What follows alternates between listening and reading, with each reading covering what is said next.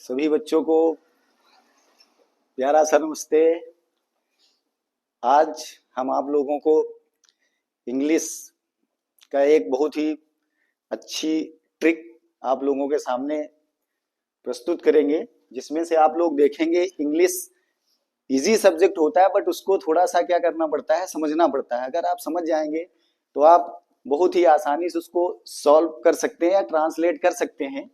तो देखिए, छोटे छोटे से वर्ड होते हैं जिनका यूज कैसे करना है ये देखना है। तो आज हम सीखेंगे हैज टू और हैव टू का यूज। तो हमें उसके पहले ये जानना होता है कि जो हैज होता है वो किस किस सब्जेक्ट के साथ में यूज होता है, और जो हैव होता है वो किस सब्जेक्ट के साथ में आता है। तो सबसे पहले आपको ये जानना जरूरी है, तभी आप उसका सही से यूज कर सकते हैं। तो देखिए, एक वर्ड है हैज और दूसरा है हैव। तो इसका यूज देखिए आप, बहुत ही अच्छा, बहुत ही मजा आने वाला है आज की क्लास में आप सभी को। बहुत ही सुंदर सुंदर से दो वर्ड आप लोगों के सामने लिखे हुए हैं, एक लिखा हुआ हैज और दूसरा लिखा हुआ हैव। तो हमें सबसे पहले ये जानना है कि ये जो हैज है उसका यूज आप किस सब्जेक्ट के साथ करेंगे। तो देखिए, आप हैज का जो यूज है वो सिंगुलर सब्जेक्ट के साथ में कर सकते हैं। अब आपके मन में आ सकता होगा कि सर ये जो है सिंगुलर सब्जेक्ट क्या होता है। सिंगुलर सब्जेक्ट के साथ करेंगे तो सिंगुलर सब्जेक्ट होता क्या है, जो ऐसे सब्जेक्ट जिनमें से केवल एक ही, चाहे वो नाउन हो या प्रोनाउन हो, बट उनकी संख्या एक होनी चाहिए, तो आप समझ जाएंगे कि वो सिंगुलर है। जैसे प्रोनाउन अगर आप लेंगे तो ही आएगा, शी आएगा, इट आएगा, और एंड आप नेम में लेंगे तो आप नेम यूज कर सकते हैं, किसी का भी नेम लिख सकते हैं। जैसे राम है, मोहन है, सोहन है, सीता, रीता, इस तरीके से नाम आप यूज कर सकते हैं। यानी कहने का मतलब आप हैज का यूज जो है वो सिंगुलर सब्जेक्ट के साथ में करेंगे, और हैव का यूज आप करेंगे प्लूरल सब्जेक्ट के साथ। प्लूरल सब्जेक्ट क्या होता है, जिनकी संख्या या जिनका नंबर एक या एक से अधिक होता है, ठीक है ना, यानी मोर देन होते हैं। तो इनमें से कौन कौन से आ सकते हैं। अगर आप प्रोनाउन में लेंगे तो आप दे का यूज कर सकते हैं, वी लगा सकते हैं, यू लगा सकते हैं, एंड और बहुत सारी चीजें हो सकती हैं जिनको आप जोड़ करके प्लूरल सब्जेक्ट बना सकते हैं। तो प्लूरल होना चाहिए। कुल मिला के दे, वी, यू और आई भी लिख सकते हो, क्योंकि आई के साथ हैव का यूज किया जाता है। तो अब आप लोगों को सीखना, देखो हैव और हैज, कॉमन सी बात ये होती है कि ये जो होते हैं ये सिंपल से इनका यूज हम करते हैं प्रेजेंट परफेक्ट टेंस में, यानी प्रेजेंट परफेक्ट की हेल्पिंग वर्ब के रूप में इनका यूज करते हैं। बट अगर इनके साथ में एक प्रीपोजिशन जोड़ दिया जाए टू, इनके साथ में एक अगर प्रीपोजिशन जोड़ दिया जाता है टू, तो इनका मतलब हो जाता है, ठीक है ना है। इनका मतलब हो जाता है कि ना है। जैसे हम इसके साथ लिख दें आई हैव टू, है ना, तो इसका मतलब हो जाएगा कि मुझे ना है, क्या है। अब जैसे मुझे खाना है, एक एग्जाम्पल आप लोगों के सामने शो कर रहे हैं। देखिए इनका पहले तो आप यूज देख लीजिए कि जो हैज टू लिख दिया गया, अभी तक देखो इसका यूज हम करते थे परफेक्ट में, तो परफेक्ट में करते थे तो यहां पर क्या होता था, केवल हैज होता था। बट यहां पर अब क्या आ गया, यहां पर आपको दिया हुआ है टू, यानी एक प्रीपोजिशन लग गया। तो जैसे टू लग गया वैसे इसका अर्थ बदल गया, यानी ये मजबूरी से मुझे खाना है। आप अपनी इच्छा व्यक्त कर सकते हो कि मुझे खाना है, तो हम लिख सकते हैं कि I have to eat, I have to eat, यानी इसका मतलब है कि मुझे खाना है। कहने का मतलब है आप सबकी समझ में आ रहा होगा।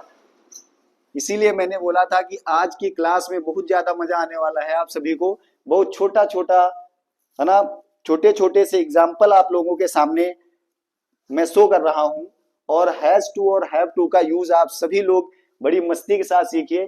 ठंडी का सीजन है, आप लोग अपने घर में बैठकर आराम से आनंद लीजिए इस वीडियो का।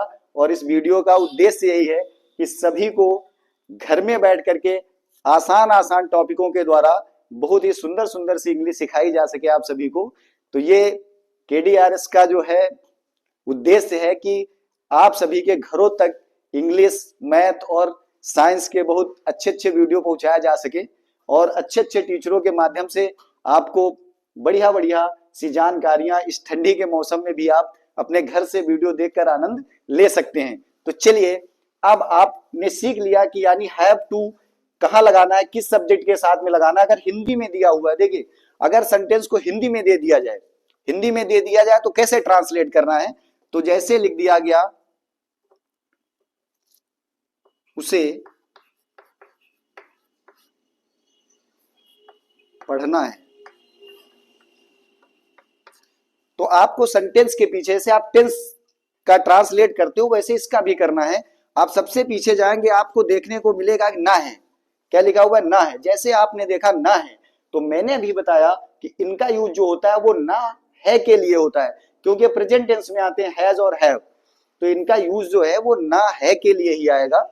तो अब देखो यहां पर लिखा हुआ है ना है, तो सब्जेक्ट क्या है, जब हम ट्रांसलेट कर रहे होते हैं तो सबसे पहले मेरे डियर स्टूडेंट, सबसे पहले मुझको क्या लिखना होता है, सब्जेक्ट।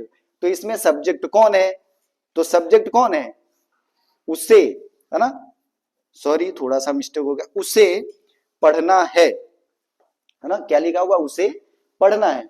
तो अब देखो उसे पढ़ना है, उसे पढ़ना है, तो अब हमें सबसे पहले क्या लिखना है, सब्जेक्ट लिखना है।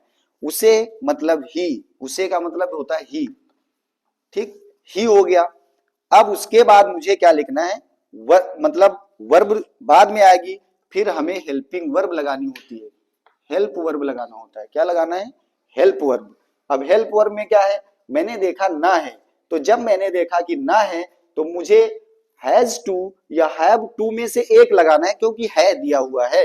अगर यहां पर था होता तो हम यहां पर हैड लगा देते, बट यहां पर दिया हुआ है क्या, यहां दिया हुआ है। जब यहां पर है दिया हुआ है तो मुझे क्या लगाना है, या तो हैज लगाना है या तो हैव टू लगाना है, तो सब्जेक्ट के अकॉर्डिंग लगाना है।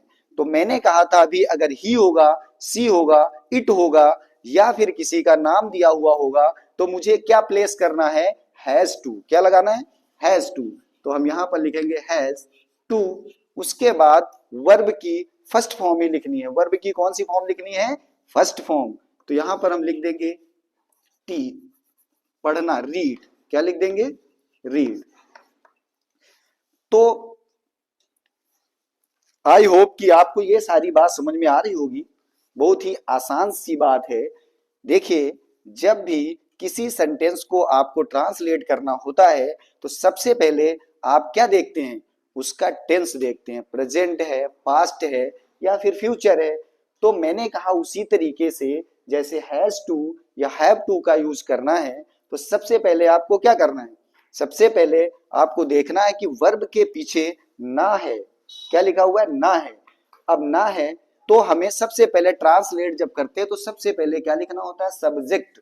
सबसे पहले क्या लिखना होता है, सब्जेक्ट लिखना होता है। तो मैंने देखा इसमें सब्जेक्ट कौन है, तो जो वर्ड काम करता हुआ दिखे, इसमें कौन काम कर रहा है, उसे, मतलब उसे पढ़ना है।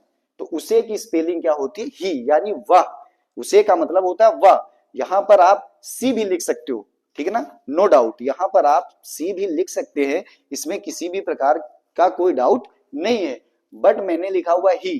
तो अब उसके बाद क्या करना होता है, सब्जेक्ट लिखना होता है। सब्जेक्ट के बाद जो मेरा फॉर्मेट होता है, हेल्पिंग वर्ब, हेल्पिंग वर्ब लगानी है। तो मैंने लिख दिया हैज टू, क्योंकि मुझे पता है ना कि ना है, अब ना है आएगा तो हैज टू या हैव टू लगाना है, तो ही के साथ में क्या आएगा, हैज टू आएगा। तो मैंने क्या लिख दिया, हैज टू, और उसके बाद वर्ब की फर्स्ट फॉर्म प्लेस कर दी, तो हो गया ही हैज टू रीड। अब देखिए एक एग्जांपल आपको प्लूरल का शो करते हैं, उसको भी देख लीजिए, ठीक ना। हमें पढ़ाना है, देखिए छोटे छोटे से सेंटेंस हैं, इनको बनाना, हमें पढ़ाना है। अब देखो क्या लिखा हुआ है, ना है, ना है लिखा हुआ है, तो सबसे पहले मुझे क्या करना है, सबसे पहले मुझे सब्जेक्ट लिख देना, वी। अब वी के साथ में क्या आने वाला है, हैव टू, क्या आने वाला है, हैव टू। तो यहां पर हम लिख देंगे हैव टू। उसके बाद क्या लिखना है, उसके बाद हमें लिखना है वर्ब, और वर्ब क्या, पढ़ाना, यानी वर्ब की फर्स्ट फॉर्म लिखनी है, टीच। तो मेरे प्यारे बच्चों, आज की क्लास में हमने सीखा हैज टू और हैव टू का यूज आई होप कि आप सभी की समझ में बहुत अच्छी तरीके से आया होगा। आप सभी इसका नोट्स बना सकते हैं, वीडियो को रोक कर या फिर स्क्रीनशॉट लेकर के आप इसका जो है नोट्स बना ले सकते हैं। थोड़ी देर के लिए मैं साइड हो जाता हूं, आप इसका स्क्रीनशॉट ले लीजिए और ये नोट बना के, मुझे उम्मीद है कि आप इस तरीके के जो सेंटेंस हैं और अधिक अच्छे तरीके से करेंगे। सो थैंक यू, आप सभी को बहुत बहुत धन्यवाद।